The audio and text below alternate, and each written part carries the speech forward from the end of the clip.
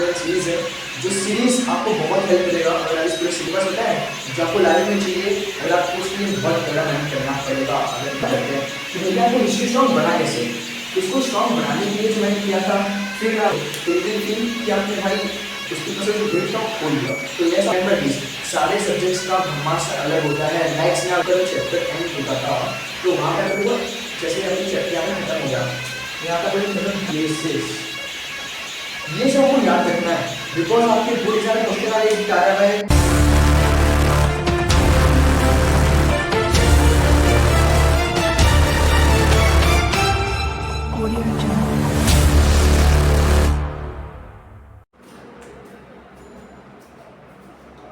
So hello under फंटर्स, कैसे हो आप लोग? योर कैटलिस्ट बिलाइज हियर। तो शुरू करते हैं आज का हमारा topic, how I score 95 plus. भाई प्लस कह रहा हूँ, 95 तो आया, 95 इन एसएसटी यानी कि सोशल स्टडीज़ में। एंड ये आपको पता है हमारा ये प्यारा सा आत्मकथन सीरीज़ है, जो सीरीज़ आपको बहुत हेल्प करेगा अगर आप इस पूरे सीरीज़ को फॉलो करते हो सारे सब्जेक्ट्स के लिए। देखो पहली बात करते हैं एसएसटी में होता क्या है। आप लोग में से बहुत सारे बच्चों को होंगे जिनको सबसे जो टफ पड़ता है वो है सोशल स्टडीज़ यानी कि हिस्ट्री एंड ज्योग्राफी। बिकॉज इसलिए नहीं कि भाई वो बहुत टफ है, वो टफ नहीं है। रीज़न इस उसको उनको इतना कोई याद कर नहीं पाता है, इतना कोई ना बोरिंग सा लगता है। तो उसको बोरिंग को हटाने के लिए आपको देखो मार्क्स लाना पड़ेगा भाई। अब मार्क्स वाला आपसे पूछे भाई तेरे को एसएसटी पसंद है? नहीं, तेरे को मैथ्स पसंद है?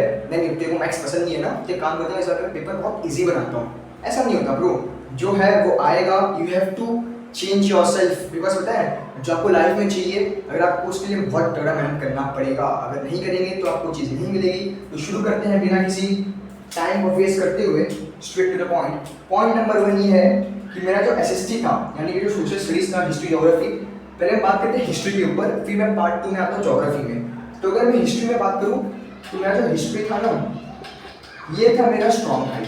मेरे को बड़ा इंटरेस्ट था हिस्ट्री में, बिकॉज मेरे को मजा आता था ये सब टाइमलाइन पढ़ने में, वो सब नेम्स पढ़ने में, जैसे कि आपका कार्ल मार्क्स हो गया, फिर आपका ये फेमिनिस्ट हिस्टोरियोग्राफी क्या हो गया, मॉडर्न हिस्टोरियोग्राफी क्या हो गया, फिर आपका स्पोर्ट्स में, टूरिज्म में बहुत सारी चीज़ें हैं, तो वो मजा आता था।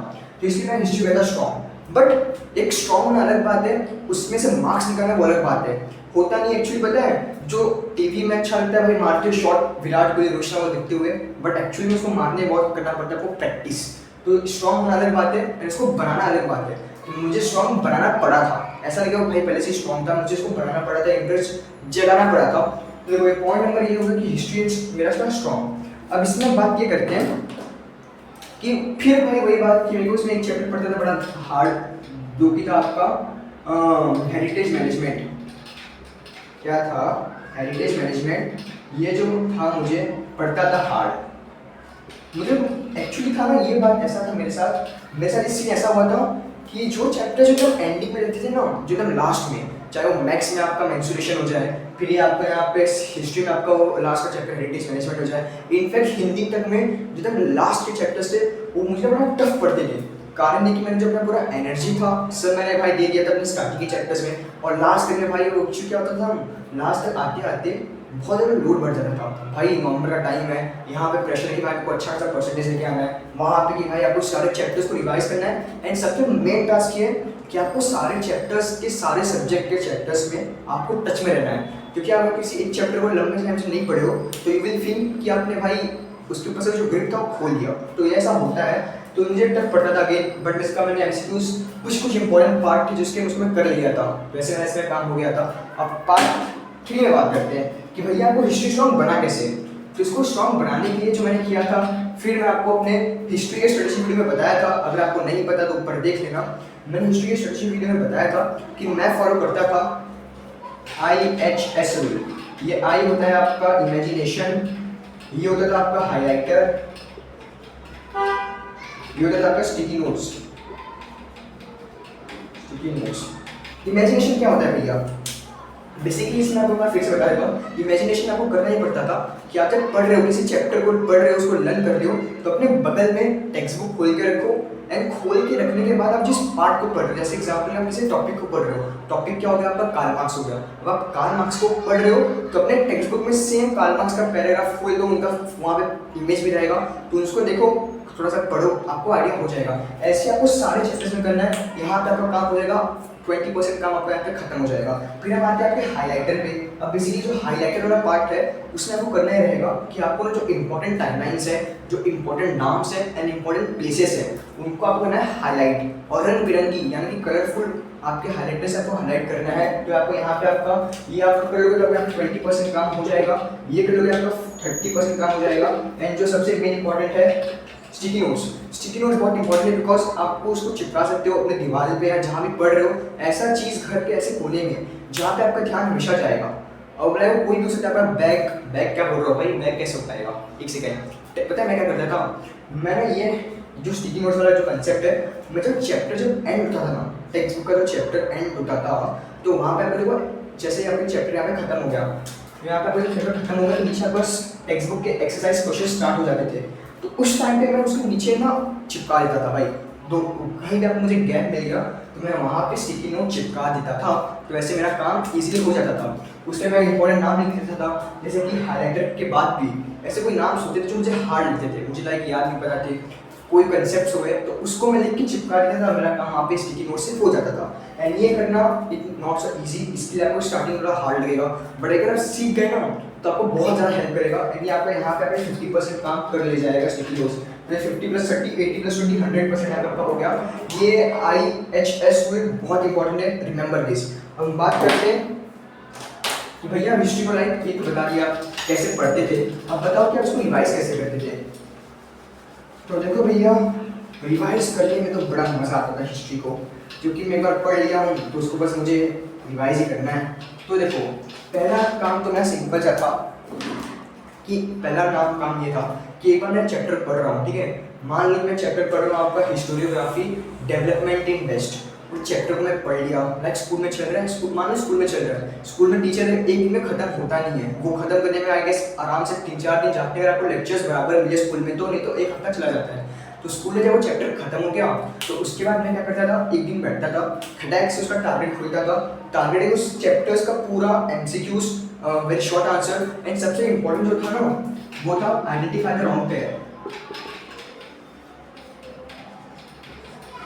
तो ये जो आइडेंटिफाई रॉन्ग पेयर था, तो ये बहुत मार्क्स कटिंग था भाई, मेरा यहाँ पे मार्क्स उधर जाता था। एंड बोर्ड एग्जाम में इसी को मैं मार्क्स दबा के आया हूँ अपना, याद रखना। तो यहाँ पे मैं चिन्नी मार्क्स लगा हुआ, तो यहाँ पे मेरा ये कर लेता था। एंड फिर मैं सारे आंसर जो टेक्स्ट बुक के टेक्सचुअल जो क्वेश्चंस थे, जैसे कि आंसर द फॉलोइंग, फिर आपका ये सब हो गया गिव रीजंस, वो सब मैं पढ़ लेता था एंड मेरा वहाँ पे काम हो जाता था। ये मैंने एक बार रिवाइज कर लिया। सेकेंड टाइम मैं उसको क्या करता था, मैं आपको हर वीकली, यानी मेरा फिक्स था जब से मैं अपना क्लास 10 तक आया, मैं सैटरडे संडे किसी एक दिन मैं एक चैप्टर को लेकर बैठ जाता था। एंड फिर ऐसे मान लो सैटरडे हुआ, ठीक है, सैटरडे वाले दिन मैं एक चैप्टर को लेकर बैठ गया एंड इस चैप्टर को पूरा खत्म करने के बाद ही मैं उठता था, बट इजी रहता था, यानी कि मैं इसको 60-70% पढ़ लेता था, फिर मैं गैप ले लेता था, फिर मैं शुरू करता था। तो ऐसे मैंने यहाँ पे 60-70% चैप्टर एक बार में बैठ के हो जाता था। तो ऐसे में एक चैप्टर खत्म कर लेता था। ऐसे में इसको सारे हर वीक में सैटरडे संडे में सब करते गया, बिकॉज हिस्ट्री में आपको रिविजन बहुत करना पड़ेगा, बहुत नाम है, बहुत वास्ट है, रिमेंबर दिस। ये मेरा हिस्ट्री में ऐसा कंसेप्ट था। एंड जो इसमें से सबसे बड़ा ब्रह्मास्त्र है, जो लास्ट पॉइंट मेरा यहाँ पे रहेगा कि revision is must, is very very very very important. Revision आप नहीं करोगे आप नाम भूलते जाओगे। तानाबाई शिंदे कौन थी, सावित्रीबाई फुले कौन थे, विनायक दामोदर सावरकर क्या थे, उन्होंने क्या किया था, कार्ल मार्क्स क्या होता है, कॉलोनियल हिस्टोग्राफी क्या होता है, कुछ नहीं पता रहेगा, भूल जाओगे।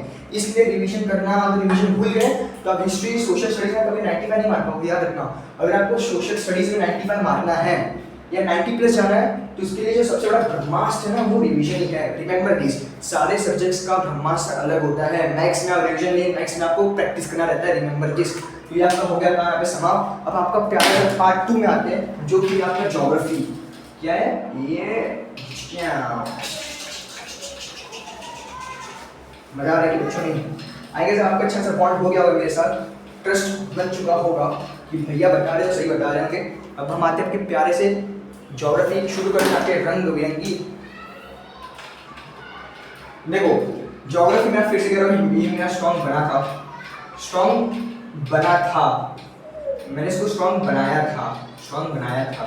कोई मेरा पहले से स्ट्रॉन्ग था नहीं। रिमेंबर जैसे एक चीज़ याद रखना, मैंने हिस्ट्री को भी स्ट्रॉन्ग बनाया था, ज्योग्राफी को स्ट्रॉन्ग बनाया था। अब इसमें जो सबसे बड़ा बात ये है कि आपको क्लास 10th के ज्योग्राफी में आपको जो फोकस होना चाहिए, फोकस वो सबसे ज़्यादा होना चाहिए ऑब्जेक्टिव्स पर। आप कहोगे भैया क्या बोल रहे हो आप, इतने लंबे लंबे आंसर्स लर्न करने और आप बोल रहे हो ऑब्जेक्टिव्स फोकस करो।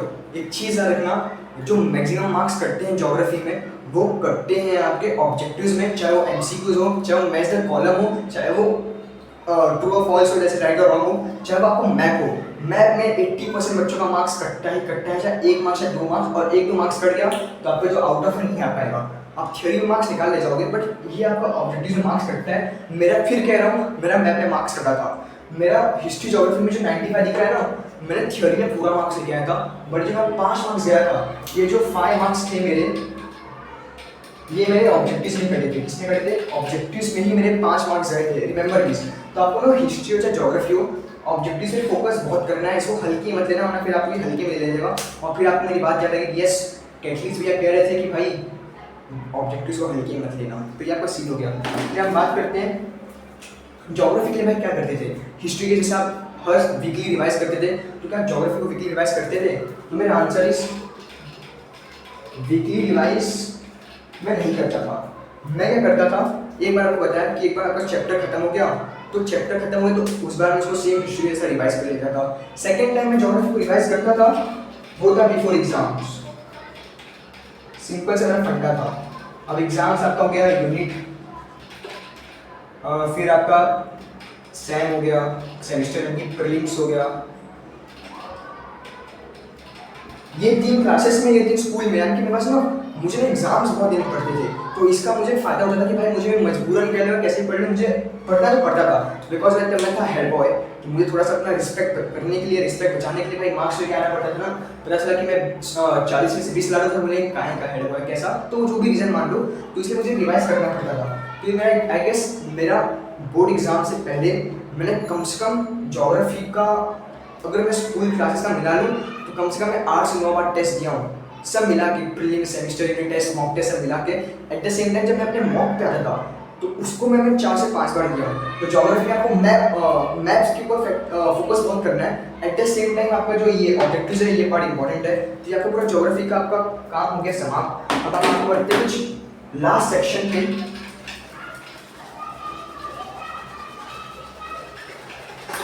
फास्ट बिगड़ रहा मुझे ऐसा लग रहा है, बहुत ज़्यादा लंबा हो गया होगा, बट आई होप जो एक ट्रू स्टूडेंट्स हैं वो लास्ट तक वीडियो देख रहे होंगे, तो इससे कोई टेंशन की बात नहीं है। मेरा काम है आपको पूरा कंटेंट देना, ताकि आपको बार बार यहाँ वहाँ भटकना ना पड़े कि यार भैया से समझ नहीं आया, मैं उल्टा 10 मिनट दिया, वेस्ट हो गया। मैं आपको चीज़ बता रहा हूँ, मैं आपको 25 मिनट वीडियो लेके जाऊँगा, 20 मिनट लेके जाऊँगा, बट मैं इस लेवल पे लेके जाऊँगा कि आपको दोबारा पार्ट्स में लिखने की ज़रूरत नहीं पड़ेगी, ये मेरी आपको गारंटी है। पर देखो, अब हम आपके प्यारे सेक्शन में आते हैं, वो है आपका प्यारा सा कैटलिस्ट ज्ञान। कैटलिस्ट ज्ञान में आते हैं, तो बेसिकली है मतलब कैटलिस्ट ज्ञान में जो सबसे इम्पोर्टेंट पार्ट है वो है एसएसटी के लिए text book reading is very important. Remember this, text book के बीच में सवाल आ जाएंगे, आप बोलोगे ई का हुआ, ऐसा हो जाएगा आपके साथ सिनेरियो, तो इसलिए टेक्स्ट बुक को बहुत अच्छे से पढ़ना है, उसमें मस्ती मत करना। फिर आपका वही हो गया, ये मैं आपको जो सेकंड पॉइंट है, ये आपको हिस्ट्री के पॉइंट ऑफ व्यू से बता रहा हूँ कि जो आपका सेकंड है कि रिमेंबर नेम्स, टाइमलाइन, एंड फिर आपका आएगा प्लेसेस। ये सब आपको याद रखना है, बिकॉज आपके बोर्ड एग्जाम में क्वेश्चन आ गया कि ताराबाई शिंदे क्या थी, कौन सा बुक था, बाबा साहब अम्बेडकर ने कौन सा बुक लिखा था, बहुत सारी चीज़ें आप हो जाएगा ये कहा है, मुझे तो पता ही नहीं है। तो इसमें आपको ये चीज़ याद रखना है कि आपको जो थर्ड पॉइंट है, जो कि एक आपका प्यारा सा है कि आपको फॉलो करना है IHS रूल, जो कि आपको मैं बता दिया हूँ, imagination highlight sticky notes rule. ये कर ले जाओगे आपका 100% काम हो जाएगा, ये मेरी गारंटी है। Not last but the least, कि आपके लिए जो मैं आपको बताया था कि जो रिवीजन है यही आपको देगा 95 आउट ऑफ 100। एक और चीज़, ज्योग्राफी में एक बार आप साइंस में मैथ्स में 98 लेके आ सकते हो, साइंस में मैथ्स में, बट ज्योग्राफी में 98 आउट ऑफ 100, आई मीन ये क्या नाम है, एसएसटी में 98 आउट ऑफ 100 नहीं आता, जल्दी नहीं आता, बहुत पापड़ बेलने पड़ेंगे, बहुत तगड़ा पढ़ाई करना पड़ेगा, तब जाके आपका 90 आउट ऑफ 100 आ जाएगा। तो ये पूरा मैंने आपको बता दिया आत्मकथन सीरीज में how I score 95 out of 100 in SST.